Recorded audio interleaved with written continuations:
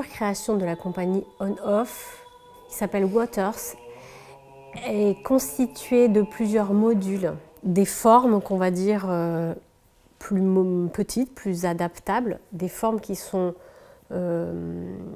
proposées de manière indépendante. Elles ont été déjà créées d'ailleurs, et elles constituent des segments d'une création globale qui s'appelle Waters.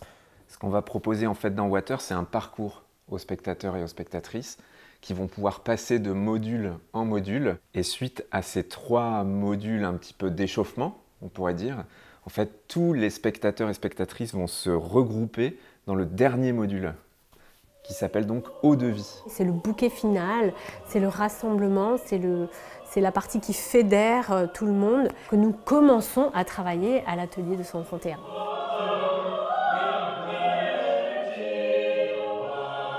Au départ, c'est venu d'une envie de travailler sur les éléments terre, eau, feu, air.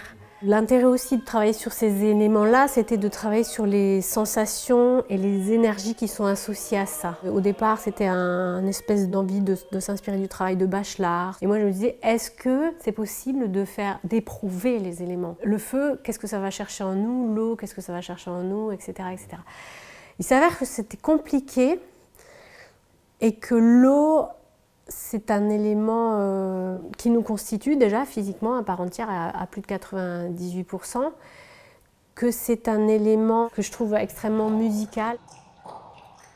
C'est comme un élément qui pourrait raconter des histoires, qui est sous forme multiple, qui est gazeux, qui est liquide. Et tout d'un coup, ça ouvrait un champ suffisamment vaste pour l'explorer, se dire « ok, on se calme, les éléments c'est encore autre chose, on va se concentrer sur l'eau ». Deviens l'eau, mon ami. L'eau inonde. L'eau irrigue. L'eau, ça fait aussi partie des éléments qui environnent complètement, je trouve, qui environnent le corps. Le liquide va épouser complètement toutes les formes. Et soi-même, quand on est plongé dans un liquide, ça va complètement transformer notre manière d'être à ce moment-là. Peut-être que quelque part, là, dans la façon dont on envisage notamment le final, où on envoie comme ça, nous, on travaille beaucoup avec le chant, donc c'est d'autres types d'ondes qu'on va envoyer, et la voix, on environne le spectateur.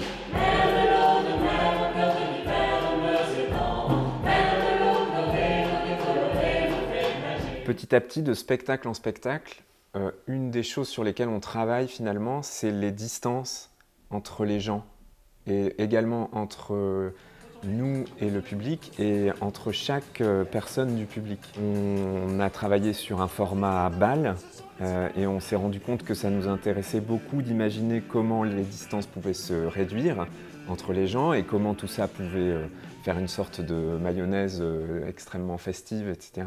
Et là, effectivement, on est peut-être plus sur quelque chose où on va essayer de prendre soin des gens. On va proposer de tremper les pieds dans l'eau, puis ensuite de fermer les yeux carrément. Donc là, c'est carrément rideau, je suis à l'intérieur de mon imaginaire, de mes sensations. Ou bien je suis en train de me peindre le visage. Donc, tout ça, c'est un rapport de soi à soi, mais toujours en lien quand même avec d'autres. Et ensuite, eau de vie, le module final, c'est le moment où on se retrouve peut-être plus éveillé, dans un état de conscience et de sensation peut-être plus éveillé.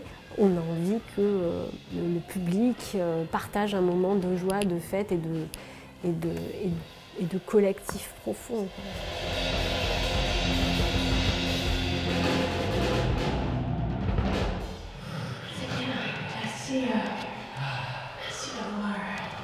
C'est l'eau, Lucie Martin, c'est la caution scientifique. C'est un personnage complètement inventé de toutes pièces, qui est chercheur, qui travaille sur des médecines parallèles, médecine quantique et vibratoire. Son travail à elle, c'est d'observer les modifications physiologiques, même médicales, de l'être humain et de son psychique et de ses émotions en fonction de ce qu'il éprouve. Le personnage de Lucie Martin, c'est quelqu'un qui va amener toute la dimension de narration, c'est-à-dire que soit on va être dans des codes narratifs auxquels on va croire, on va être au premier degré, soit très vite, pour d'autres spectateurs ou spectatrices, on va rentrer dans un récit imaginaire.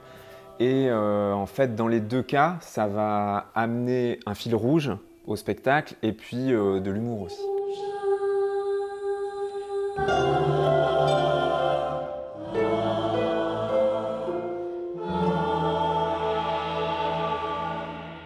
Les objectifs qui étaient fixés par rapport à cette résidence à l'atelier étaient défricher la musique, mettre en place le répertoire de eau de vie, être tous ensemble réunis, puisque nous avons travaillé les modules séparément et la plupart n'ont pas vu les autres modules, mais c'était de travailler ensemble et de commencer la scénographie. Et ce qui était intéressant, en tout cas pour moi, du point de vue strictement direction artistique, c'est que pour la première fois, il y a 6 morceaux, je me suis occupée de la direction d'un seul morceau. Ça a enrichi l'espace et le langage musical, puisque chacun a mis en œuvre et en scène et en musique son propre univers musical. Ça génère une implication qui va au-delà d'être le simple interprète. Là, c'était la première fois que tout le monde se réunissait. C'était super de pouvoir le faire là dans un cadre où on peut être complètement en immersion pendant plusieurs jours. Ce qui fait que je trouve qu'on est allé très vite et il y a eu ce truc là de voir à quoi va ressembler l'ambiance dans l'équipe déjà, mais aussi l'ambiance de ce final, d'un seul coup d'avoir une image de ce que ça peut devenir, quoi. On repart avec une image globale qu'on n'avait pas jusqu'ici. L'idée de Eau de Vie, c'était de faire une immersion dans le son et que le spectateur ait une sensation de baigner dedans. Comme dans un espace protégé dans lequel le spectateur va potentiellement se laisser aller, lâcher prise pour se sentir suffisamment en sécurité, suffisamment entouré pour éprouver et être.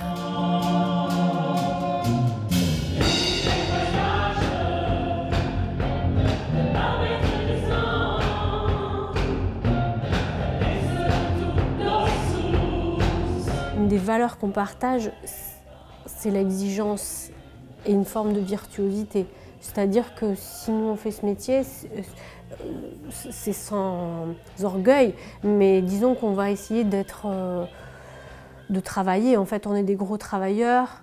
La jouissance du travail extrêmement fin, c'est quelque chose qu'on aime travailler. On travaille avec du matériau noble, que ce soit de la musique populaire ou savante. C'est traité, même si c'était de la terre, comme quelque chose d'extrêmement précieux. Donc l'outil, la musique, est précieuse.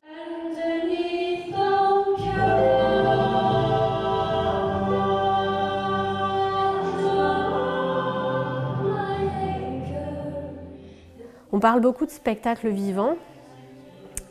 Et je pense que dans la compagnie, on a une façon de considérer le public comme un public vivant.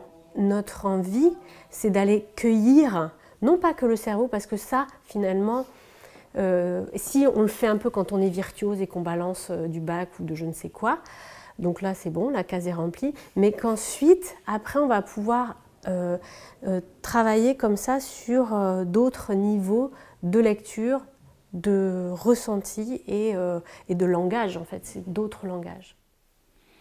Un peu l'envie de laisser personne sur le carreau au fil du spectacle. Comme dans une fête réussie, l'envie de créer des fêtes réussies, quoi.